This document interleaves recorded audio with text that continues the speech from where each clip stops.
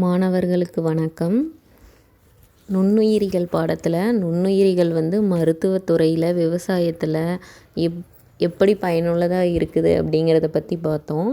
இப்போ அன்றாட வாழ்வில் பயன்பாடு, அன்றாடம் நம்ம டெய்லி லைஃப்பில் நுண்ணுயிரிகள் நமக்கு எவ்வாறு பயனுள்ளதாக இருக்குது அப்படிங்கிறத பற்றி பார்க்கலாம்.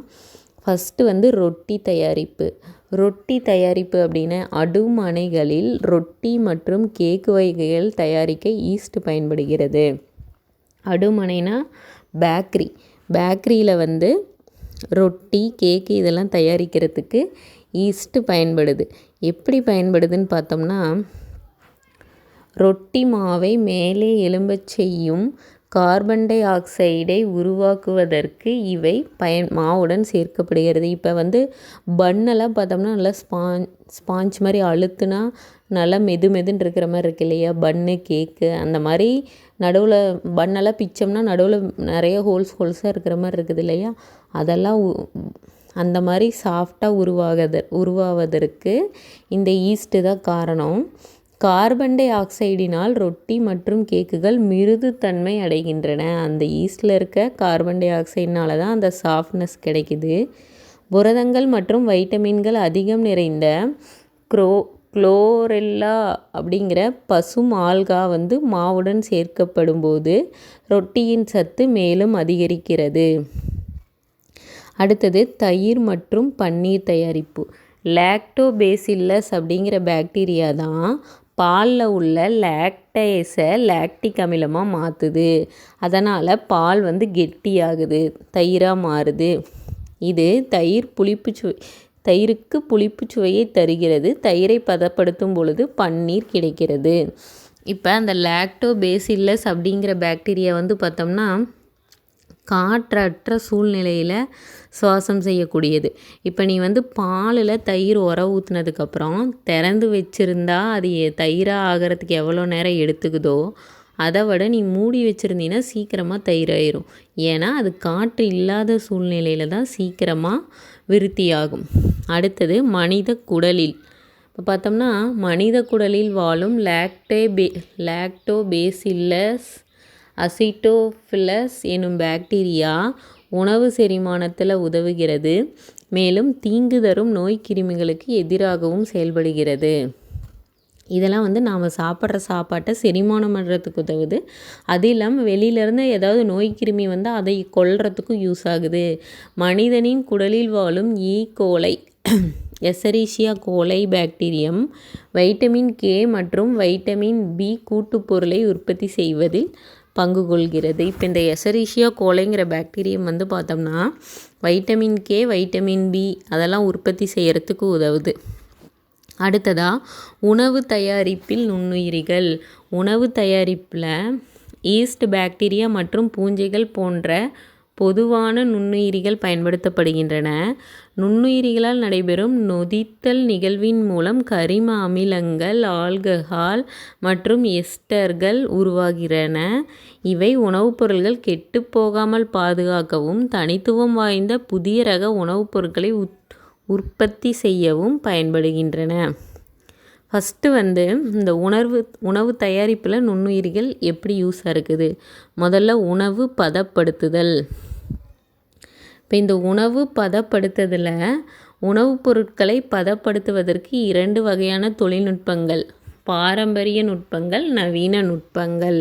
இப்போ பாரம்பரிய நுட்பங்கள் அப்படின்னா என்னென்னு பார்த்தோம்னா நொதித்தல், உறைய வைத்தல், கொதிக்க வைத்தல், இனிப்பிடுதல். அதாவது நொதித்தல்னால் புளிக்க வைக்கிறது, இல்லை உறைய வைத்தல்னால் கெட்டியாக மாற்றுறது, நல்லா சூடு பண்ணுறது அல்லது இனிப்பு சேர்த்துறது. இதெல்லாம் பாரம்பரிய முறை. ஃபஸ்ட்டு நொதித்தல். ஸ்டார்ச் மற்றும் சர்க்கரையை நுண்ணுயிரிகளின் உதவியால் ஆல்கஹாலாக மாற்றுவது நொதித்தல். இதை உணவை மேலும் சத்துமிக்கதாகவும் சுவையுடையதாகவும் மாற்றுகிறது. அடுத்தது ஊற வைத்தல். இங்கே உறைய வைத்தல்னு கொடுத்துருக்காங்க, ஆனால் அது ஊற வைத்தல் தான். நுண்ணுயிர் கொல்லிகள் உள்ள திரவத்தில் உணவை பராமரிக்கும் முறை ஊற வைத்தல் எனப்படும்.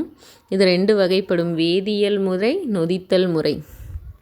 வேதியியல் முறையில் பார்த்தோம்னா பாக்டீரியாங்கிற நுண்ணுயிரிகளை அழிக்கும் திரவத்தில் வைத்து உணவுப் பொருட்கள் பராமரிக்கப்படுகிறது.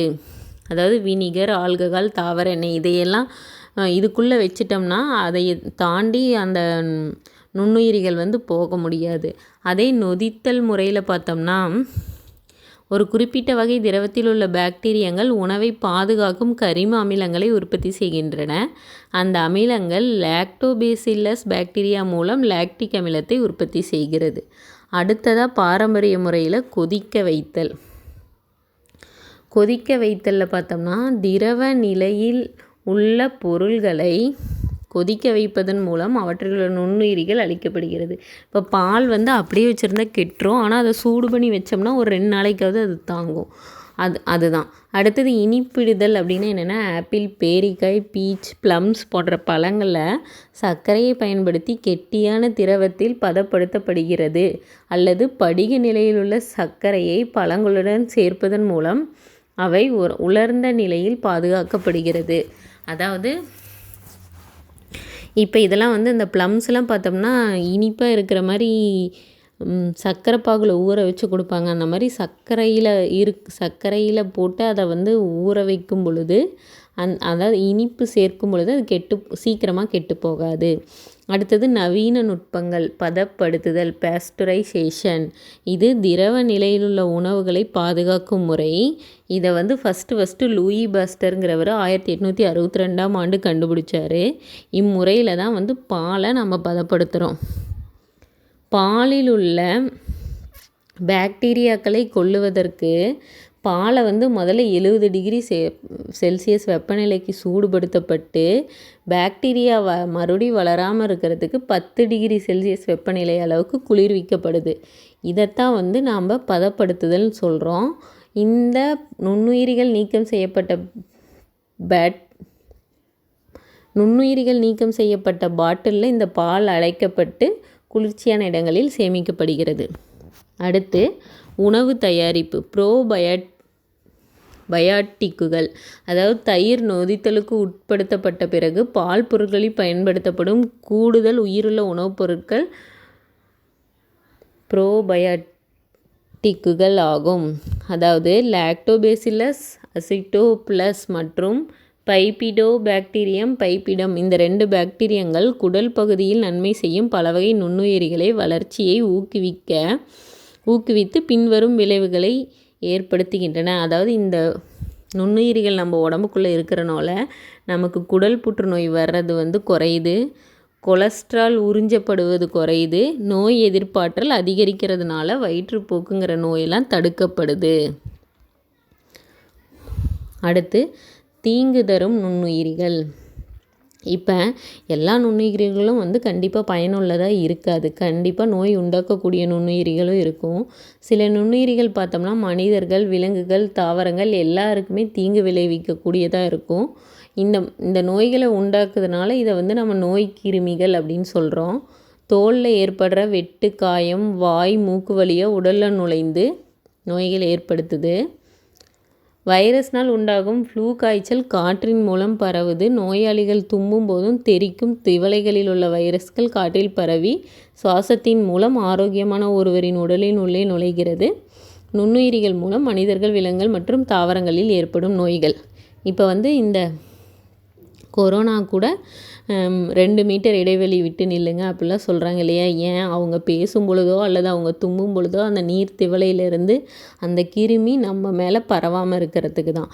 இப்போ இந்த நோய்கள், அதாவது மனிதர்களுக்கு, தாவரங்களுக்கு, விலங்குகளுக்கு வைரஸ் மூலம் உண்டாகும் நோய்கள் அந்த அட்டவணை கொடுத்துருக்காங்க புக்லேயே. இது பார்த்தீங்கன்னா என்ன அறிகுறி, அதை எப்படி தடுக்கலாம் அப்படிங்கிறது. இது நீங்கள் ஒரு தடவை ரீட் அவுட் பண்ணிக்கோங்க. அடுத்தது மனிதனுக்கும் நுண்ணுயிர்களுக்கும் இடையேயான சமமான மற்றும் சமமற்ற உறவு நிலைகள், பயன்கள். அதாவது நமது குடலில் வாழும் ஆயிரக்கணக்கான பாக்டீரியா, பூஞ்சை, பிற நுண்ணுயிரிகள் உடலின் ஆரோக்கியத்தில் அத்தியாவசிய பங்கு வகிக்குது. இவை நச்சு முறிப்பானாகவும் ஒரு சில வைட்டமின்கள் மற்றும் அத்தியாவசியமான அமினோ அமிலங்களை தயாரிக்கவும் நோய் கிருமிகள் உடலில் நுழைவதை தடுக்கும் தடுப்பானாகவும் செயல்படுகிறது. குடல் நுண்ணுயிர் பாக்டீரியங்கள் மனிதனின் குடலில் காணப்படுகின்றன. இவை நமது ஒட்டுமொத்த சுகாதாரம் மற்றும் ஆரோக்கியத்திற்கு முக்கியத்துவம் வாய்ந்தது. உடலானது அதனுடைய அதிகபட்ச செயல்பாட்டிற்கு தேவையான முக்கியமான சத்துக்களை உறிஞ்சிக் கொள்வதற்கு குடல் உதவுகிறது. உடல் சார்ந்த சில வேறுபட்ட அம்சங்களுக்கும் இவை காரணமாக உள்ளன. நன்றி.